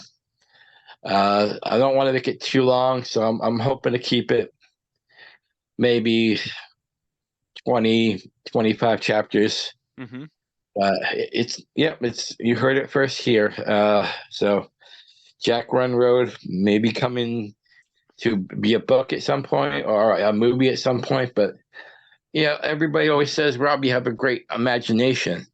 Go And for it. Yeah. I figured, well, let me test this imagination. Let me see what I can do with it. And I've read the first 2 chapters to my sister, who's not a horror fan, by the way. Hmm. But Yeah. I did get her to watch. I did get her to watch Terrifier, which was surprising. Anyways, that's another story. But I read the first 2 chapters, and she's like, "God, I can't wait for chapter 3." But I haven't read chapter 3, 4, or 5 to her yet. So, You so said ex-wife. You never told me you were married before. I've been married twice. Well, she's technically still my wife, I guess, because we haven't got the paper signed, but it's because of COVID. She moved away in 2019. I started the proceedings in 2020. Then COVID hit, and she's in Ohio, and I'm here in Massachusetts. So, it, because of COVID, I had to start doing things online, Hmm. and the online process, my God, is Hmm. slow and stop. Yep. Uh, 3 years later, we're still doing this, and I just had to like let her know that I have to kind of halt things a little bit because each time that paperwork gets sent out, it costs money for shipping. And Hmm. I do have a job, but it's not full time anymore. I don't have a full time job. I have enough to get by in life. Hmm. So my survival in life has to trump the divorce right now. Okay, I We're didn't still know on that about you. Yeah, yeah, we're still on a talking level. We still talk. We still get along. It Hmm. wasn't anything bad. It was we moved out here. She had a stroke in 2015, and we moved out here because the healthcare is a lot better in Massachusetts than it is in Ohio. Hmm. And after a year, she kind of basically just got homesick, Oh, I and see. Yeah. so she had no family except for me out here, and she made the decision to go back home. And I told her, I said, I can't go with you because my mom is sick. My mom has dementia. My Hmm. uh, my sister is now sick. She has stage 4 breast cancer. Oh. Yeah, so I can't go back now. I have to be here for my family now. Hmm. So, and she understands that. So, we're still on the talking level, but and I told her I was like, hopefully we can get this done by early next year. But it's right now, like I said, my family's health and my health too, because being married to someone that had a stroke, it took a lot on me too, because I'm not the healthiest person in the world. I have diabetes. Hmm. I have multiple sclerosis. So I was missing a lot of my appointments too when I was taking care of her. and Mm-hmm. so it was doing more damage to me. And she saw that. She's like, she goes, I feel guilty because you're putting your life on the line for me, but like you're getting sicker, and I'm stable. So that was a kind of another factor that went to her deciding to go back home too.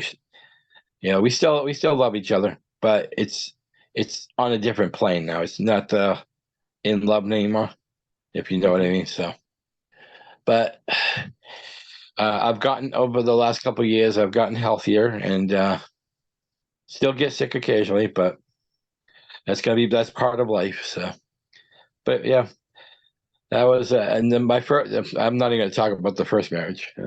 That was a train wreck and a half. I don't know about it, but I'll take your word for it. Yeah, uh, are you yeah. still in touch with Noelle Berger and Jimmy Presley? No, I haven't talked to Jimmy in over a year. Yeah, Jimmy I used to Jimmy talk blocked to him a blocked lot, me. but oh, did he? Well, yeah, I did. I don't know if you remember. I did that apology video Mm-hmm. maybe 6 months ago, and I mentioned Jimmy. I mentioned Bradford. I Mm-hmm. mentioned Anthony. I mentioned a whole bunch of people. Like I said, basically, it was none of my business to get involved. Blah blah blah blah blah. And I heard from Bradford, and he thanked me for the.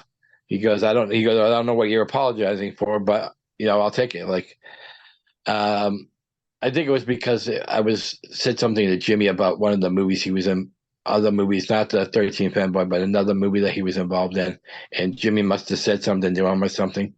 Anyways, Jimmy's the only one I haven't really heard from in that video. Okay. Yeah. Uh, but I don't know if he knows, and I don't know if he'll get mad if he hears this. But I do still message Skylar sometimes, his son, Mm-hmm. because I've been subscribed to Skylar's YouTube page, and sometimes he gets a little down on himself, and so like I'll post something like, "Hey, keep your head up," blah blah blah. So I don't know if Jimmy knows that, but like it's not to hurt Jimmy, but if someone's reaching out for help, like a lot, you've seen my videos where I talk about suicide and depression. Mm-hmm. I'm a super advocate for that stuff. I even if I feel like someone's a little bit down, maybe not super depressed, I'll send them like, hey man, keep your head up, keep your spirit alive, blah blah blah. I'll just send them something, and if they respond, they respond. If they don't, at least they know that someone out there is caring. And Yep. that's what I do with Skylar. Like I don't comment on all his videos, but once in a while he'll post.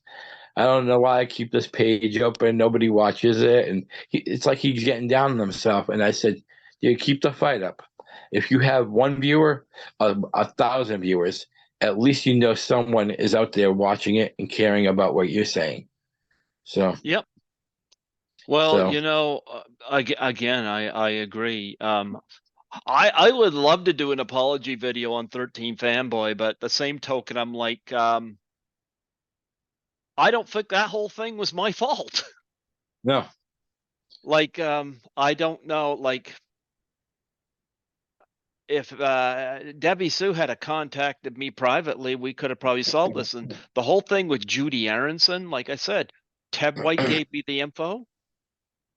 Like that, I mean, that's right in the interview with Ted White. So I don't know who it was calling me a stalker and shit like that. That really pissed me off. Whether it was Debbie yeah, Sue, Judy Aronson, or whoever, that pissed yeah, me off. And it was uncalled for. And yeah, Judy Aronson agreeing to do the Doubtfire challenge on Cameo one year, and then the following year decides not to. I'm yeah, sorry, but I smell shenanigans there. And I'm like, you know what? It's like, fuck this. Like, why yeah, should I apologize?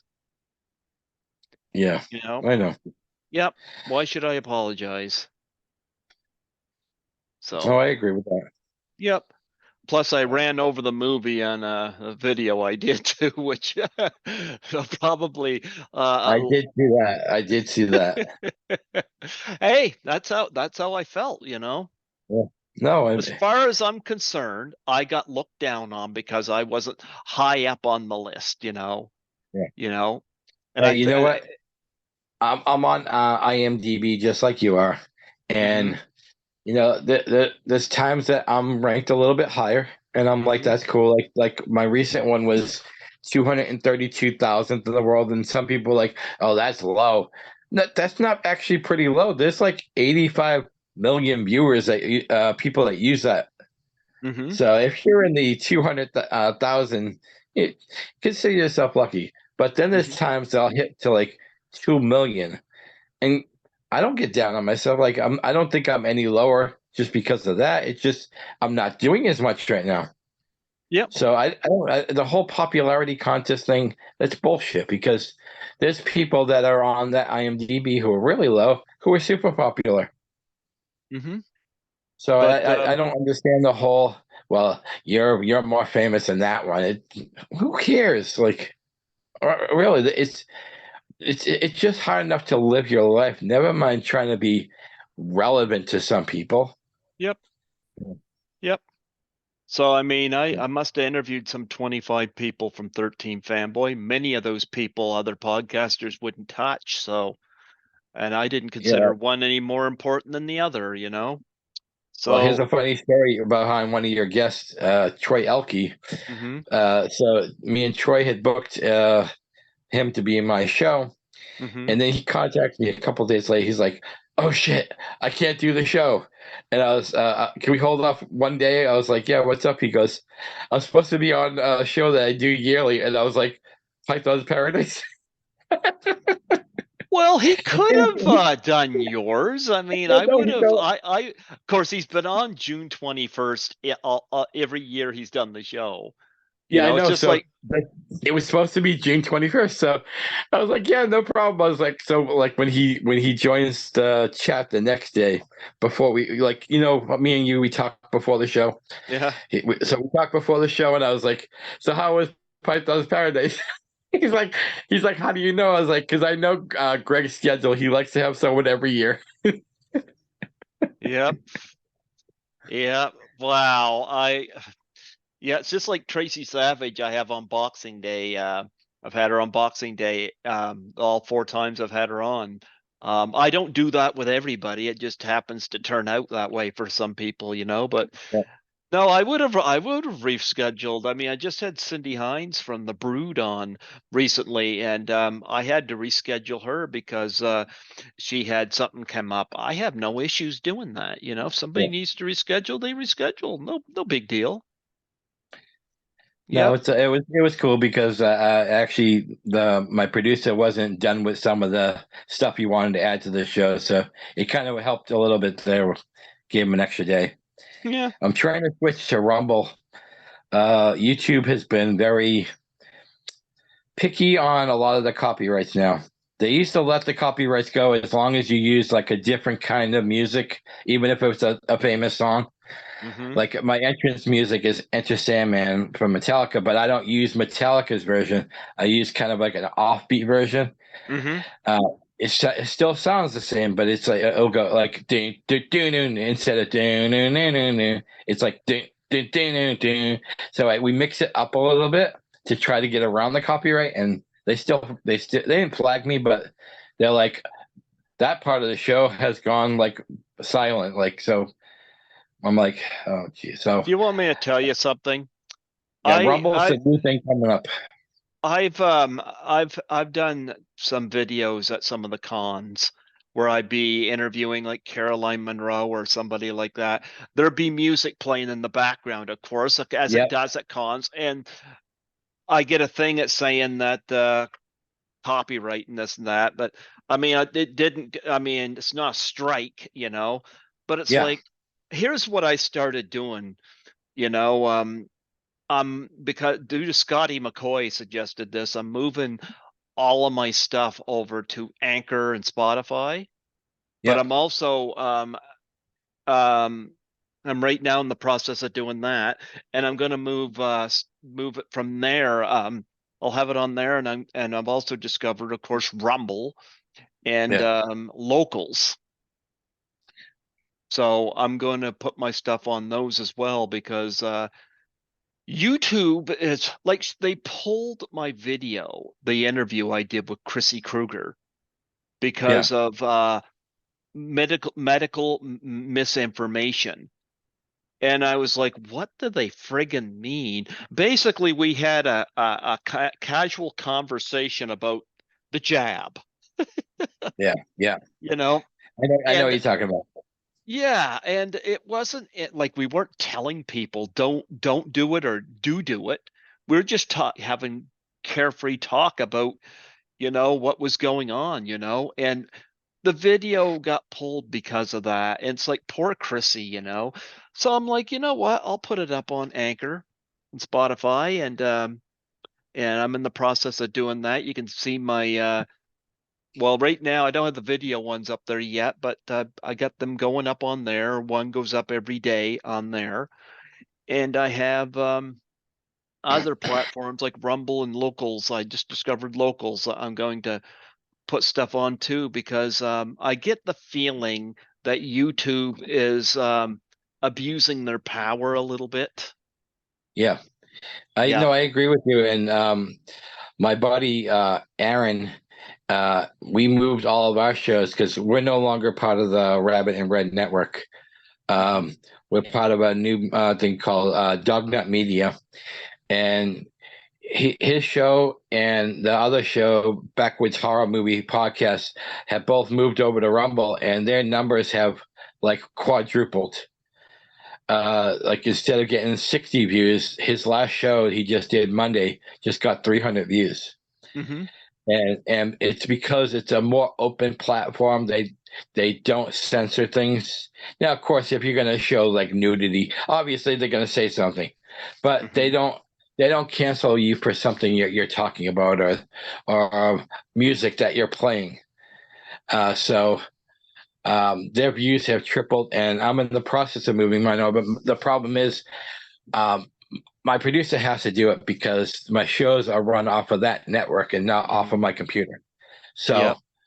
even though they get added to my YouTube, basically all the edit work gets done on his end. So once we get that done, uh, you'll be able to still watch my videos on YouTube because I don't want to penalize my YouTube viewers. But I'm trying to get people to move over to Rumble, and it's free to join, and you can have your own channel just like you can have on YouTube. They have everything that YouTube has, and Hmm. you can switch your YouTube videos, oh, like you do. You can switch your YouTube videos over to Rumble too. So, Mm. and I think the Father Mahoney's House of Horror shows, which we'll talk about a little bit more, we'll start getting a lot more views. Okay. Uh, yeah, Yep, that's what I'm looking for. It's just that I can't it's dreadful, I come on here and like I said, the Chrissy Krueger interview, there was nothing, and I tried to fight it, but there was nothing about that interview that was problematic. But I'm like, we just had a casual conversation about the jab and what was yeah. going on in the world. We weren't Well, telling people we're pro it's or the con. narrative now. It's the narrative. They don't want to hear people's facts. They want us with it. We know it all, and this is how it's going to be.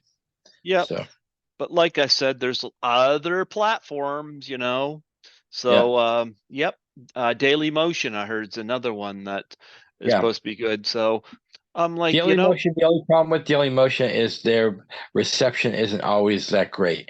okay. Yeah, but yeah, they're more open than YouTube is also. Yep.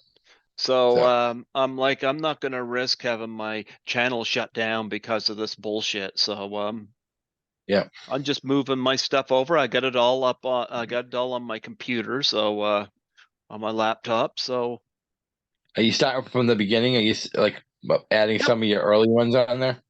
Oh yeah, like since January 1st this year, um I start with my 2015 ones because that's where I started, and Yeah. one that goes up every day. By the end of this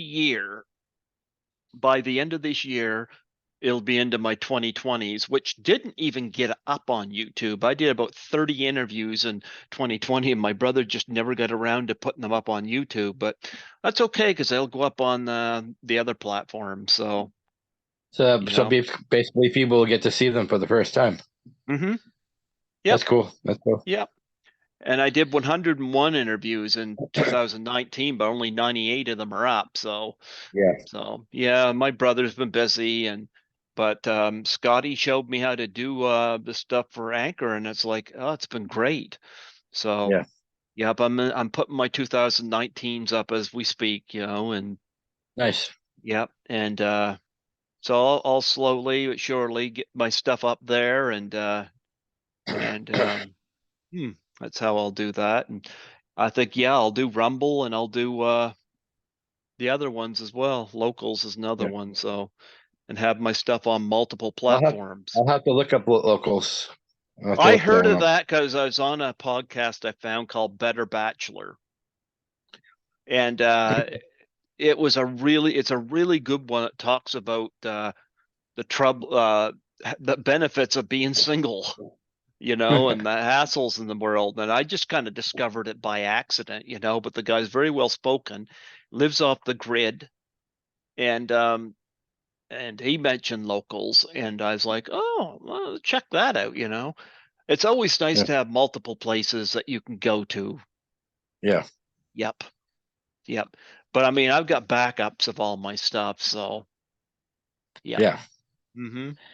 That's cool. Yep. Yes. So if I could mention a little bit about the resurgence of Father Mahoney's House of Horrors. Go for it. So that was a show I had done for a while on my own, and then of course I brought it over to Rabbit in Red for a little while. Mm-hmm. But when a couple of us started our own media company called Dognut Media, by the way, Mm-hmm. we have a few shows right now. We're hoping to add more, but they asked me if I wanted to bring back Father Mahoney's House of Horrors again. So I'm back again. I've done about 7 shows. 2 of them have had Troy on it. Troy did the Friday the 13th ranking episode. We ranked our worst to best, Did and he do then do we did he do squirrel ranking too? no, but the squirrel did make an appearance though. Yeah, yeah. All of a sudden, like we were just like looking away, and then I looked back, and the squirrel was like on his shoulder. I was like, "Yeah, my sister thinks that's the greatest thing, by the way." Hmm. And then he was just on a recent episode talking about the original Texas Chainsaw Massacre and the 1986 rock horror Trick or Treat. Hmm. And he actually requested that one. He's like, if you ever do a show about Trick or Treat, let me know. So I was like, well, let's just talk about 2 movies then. We'll talk about Texas Chainsaw and Trick or Treat. And that was a great episode. He did have to run early, but he stayed most of the show, and it was a Oh, great episode. he wasn't running. Oh, you Oh, mean he he had had to check out? Oh, I thought you meant Yeah, physically. he had to work he had to work in the morning. So and it was a late show. Like I think we didn't start till like 10 o'clock. So There you go. uh, my next show will be this Thursday. Mhm. My guest is another guy who works with my friend Aaron. His name is William Von Grimm, and we're going to be talking about the 1984 Children of the Corn. Mhm. And we'll probably talk a little bit about the sequels too, because I still have to watch that new one I heard is terrible, but I'll give it a shot. Um, but yeah, so Thursday it's going to be at 8:30 p.m. Eastern on my YouTube channel. You can watch it, and I'm hoping we can get the Rumble set up before that. But if not, Rumble will be on a future episode with Maximum Overdrive. That's my next topic after. So I want to get into some movies that maybe some people don't delve into as much. Like everybody does Halloween, everybody does Friday the 13th, everybody does Nightmare on Elm Street. Mhm. I want to give some love to some of the other movies too. Like I still want to talk about Christine, Mhm. and I don't think Christine gets enough love in this world. I think that's a great movie. It's well acted, and it's one to me. It's one of the better Stephen King ones, besides Well, Misery. Troy Elke wants to do My Little Pony. Yeah, I'll have to tease him with that. I'll send him a My Little Pony figurine. Yeah. No, but Troy's another one, just like you, who said he messaged me one day out of the blue. He goes, Rob, I mess around a lot. I make funny videos, but he goes, I'm gonna be serious here for a second. And I thought he was like joking. I was like, "You serious?" He's like, "No, no, no." He goes, "Oh, really? I want to." He goes, "I just want to tell you how proud I am of you, of this transformation that you've gone through." Hmm. He goes, I liked all your videos all along, but he goes, these newer ones, he goes, it's like I'm looking at a different person." Well, I'll And he say the goes, same thing, except for "Yeah, me, as I'm still the same very angry individual, you know. yeah, So you're like the yeah, angry that had. Nintendo nerd." Hmm. If you ever seen that guy, Yep. And I'm angry for a lot of reasons and for very good reasons. And yeah, yeah. yep.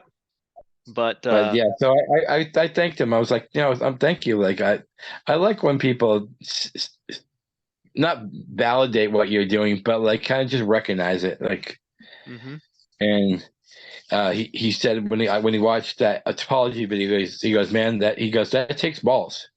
He hmm goes to admit your faults and admit them to the world, basically, because he goes, you put that out on a platform, so people are gonna read you, listen to that while you're kind of vulnerable.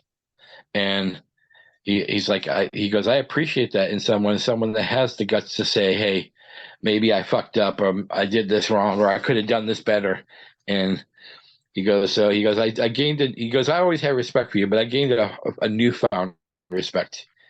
So that's why I invite him a lot to my podcast, because like he Troy, as much as we joke with him and make him like his My Little Pony stuff, but Troy's one of the good ones. He's one of Yes, the he good ones. is. He is. Yeah. Yeah. I've had him on my Yeah. show 4 times, you know. Yeah. So he's one of the ones that hasn't abandoned me. A lot of 13 fanboy people have bailed on me, but Yeah. I don't care really, you know. I don't care. You know, Yeah. those that stuck with me, you know, I appreciate them, you know. Those who Yeah. haven't, well, you know what? I don't care, you know. Yeah. It was handled poorly on my end, but what they fail to recognize, it was handled poorly on their end too, and that's what they're not grasping. But Yeah. because I'm not what they call a celebrity. You're not Steven I, Spielberg? yeah, I don't count, you know. I'm the bad guy, Yeah. and I'm sorry, but I don't think so. I don't think so. Yeah. I think I have Yeah. valid reason to be pissed, but nonetheless, whatever. It Yeah. is what it is. It is what it Exactly. is. Yep. Yep. So Well, let me just plug my other two shows, not my mm-hmm, shows, but Backward Horror movie podcast that's done by my friends Cody Robinson and Travis Christian. They're mm-hmm, good old boys from Missouri, mm-hmm, and right now they're doing camp movies that kind of relate to, like, I guess that you could say hillbilly-ish mm-hmm, horror movies, because that's what they are. They drink on their podcast and they don't give a shit if people like it or not. mm-hmm, So and then Aaron, he has a show called the Near the Well Show and the Morning Brew. The Morning Brew is just like a recap show, and it's also basically talking about stuff in the world today, but they make it in a comedic way. They don't like, oh, today's news. Like they poke fun at a lot of things, and that's why he says he's happy he's on Rumble, because the stuff they do would probably get the channel canceled on YouTube, because yeah, they poke fun at the president, and they poke fun at like the jab. So yep. and I'm they talk about a lot of controversial issues. So yeah, mm-hmm, YouTube would definitely not agree with what they talk about. And their other show, Nerdy Wells, it's a little bit of everything. Sometimes it's about music, sometimes it's about horror movies, sometimes it's just them talking about their day today. And that's Aaron, Travis, Tyree Lee, and Cody Robinson are on that show. And so Dognut Media is what we're called, but we're all individuals, even though we're all part of the network. There's no bosses. Like over at Rabbit and Red, I'm not going to talk too much smack, but over there, it was like one guy making the calls. mm-hmm, Here, if I want to do a show tomorrow, or if I want to wait 2 more months, there's no schedules. There's whenever you want to do it, let us know, and they'll set it all up. That's that. So it's more freedom, because I work and I can't just tell work, hey, guess what? I have to call in today because I'm on a schedule to do a podcast today. Because it's not a job to me; it's for fun. Like I think like you do this for fun. You like to talk to people. You have to find out what how they got into movies or talk to celebrities. Like, hey, how did you find about this role? But none of us are really making any money from this, and yeah, it'd be good. It's a good future to think that one day maybe a couple bucks will come our way. But we do this for fun. That's what this is all about. Life is about fun. Mm-hmm. Absolutely. Thank you Absolutely. for that. Thank you for that little time there, by the way. No problem. No problem. Yeah. Well, we're both in the trenches and both got let go of jobs this year, and Yeah, I'm going regional with mine. Yep. yeah. Because I think mine was I don't think I should have been terminated. There was no thing of anything where there was no steps, you know, and there was no nothing like sensitivity training or anger or anything like that. Like I didn't physically assault anybody, but I'm kind of like, there's something not right here, and there's especially something regarding another person that I witnessed a situation where this person got penalized and he shouldn't have, and I wasn't even called in as a witness. So Yeah. I'm questioning a few things at my former Sometimes, employment. sometimes it's no. It's sometimes it's who you know. That's what it Well, is. well, you know what? I know this. I had perfect attendance. I did a lot of double shifts, but I when I see people that have been drunk on the job or high on the job or stolen from the job get their jobs back, I'm sorry, I see a corrupt system. Yeah, My situation, I own the fact that I'm at fault, but it could have been fixed, especially even yeah. on my end. Yep. So I'm not going down without a fight. I'm not done with them by a long shot. Nice. Mm-hmm. I was trying to find it, but I know you used to do the videos of your Bravos, and Yep. I just got my first Bravo from my job, so Yeah, we get Bravos too. I had 9 of them, and it's like it meant nothing. I know, I know, huh? It's Yep. like, hey, Bravo, because hey, Greg worked 32 hours straight. Like, yeah, I'm exaggerating, of course, but you know what I mean, because you were Yep. working double shift a lot and staying for a third shift, and so Oh yeah, you were getting yeah. Bravo for that. But then the moment they don't like something you do, all of a sudden you went from Bravo to asshole. Yep. Yeah. Yep. So yeah, but like maybe it'll work out for the better. Like you said, you're getting a raise from the other job you're at now, and Yep. maybe it's meant for you to stay where you are. I don't know. Maybe Toronto's doesn't like cats, or I don't know what's going on. But Well, you know what? I can always visit Toronto, like I said, I've got there's good people there, and if I'm meant to stay here, I'm meant to stay here. But I know one yeah, thing though, if I got my former job back, I know how I'll handle it. And I definitely know who my friends were and who my friends weren't. yeah, yeah, Yeah, yep. I know who I like those people. It's like, stay away from me. yeah, Stay away from me, you know?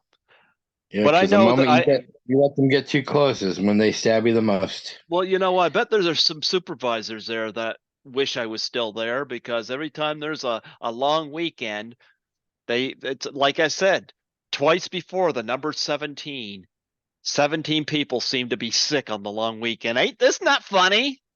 Yeah, And I get done an all-nighter, and I would be the one that says, would you like me to stay on for another 8 hours? And I do it without complaining. yeah, I'm the fucking one they got rid of. Does that make any fucking sense? yeah. I know. Yeah. Oh well. Oh well. like I said, in a year's time, I'll look back on this and I'll say, you know what, I'm better off. Oh, and before we end, I do want to promote one individual person. Actually, Sure. her name is Hillary Torrey. Hmm. Hillary used to be an actress in the community, and she had health issues where she missed a bunch of years. And she's trying to get back into it, and you can look her up on IMDb under Hillary Torrey. She's looking right now for mostly remote roles, but if it's out like in California area, uh, I might be able to get a particular role. So, very beautiful woman and Hmm. very talented. I saw her reels. Hmm. So I just thought I'd throw her name out there. I told her I was going to try to plug her name when I can. So Sure. yeah, yeah. She had Well, a she had a she had a minor stroke years ago, and uh, it took her away from the scene for a while. But she's a lot better, and she's trying to get back into the scene again. And so I've been guiding her a lot because I've been trying to build up her IM. She hasn't updated her IMDb, so I've been trying to give her tips about how to get her name back out there a little bit. And so whenever she needs like help trying to figure out how to get her name out there, or like maybe tips on like any movies that are looking for people right now, she'll reach out to me and see if I know anything. I'm not as much in the scene anymore, like I said, besides Brian's pictures. But I still keep my eye open, and I've sent her a couple ways. Uh, and I told her like no promises. Don't. If I send you somewhere and you don't get it, just please don't get upset. Everything's a crapshoot in this world. So I'm not involved in the scene at all. And 13 Fanboy was part of the reason I just kind of pulled out. But a lot of it's yeah, also financially, I just can't do it anymore. But yeah, 13 but you still Fanboy, you still you still bring people on who are part of independent films. So yeah, you're I still do. helping. Yeah, you're I still do. helping the community in that way. So But by yeah, I bringing kind of on new pulled people. away. Hmm. Yeah. Yeah. No, But anyway, people like podcasts like this. They like to get their names out there, and you pull in good numbers, and people are gonna like reflect to that because they want to get their name out there, and it helps them and it helps you too. hmm. So Well, you know what? I appreciate having you on here tonight, and I'm glad things are looking better for you, and I'm hoping things look better for me. I'll And show you one thing before I leave. oh yes, a Bruins guy. Yeah, that's my flag I had personally made. It says Bruins guy on the bottom, Yeah. Oh, and perfect. here's one of my favorite things from the whole Bruins guy era: my Coca-Cola bottle. There you Yeah. go. Says Bruins guy. Oh, perfect. Yeah. There you I go. I got that in 2021, and I still haven't opened it. That Coke's gonna taste terrible.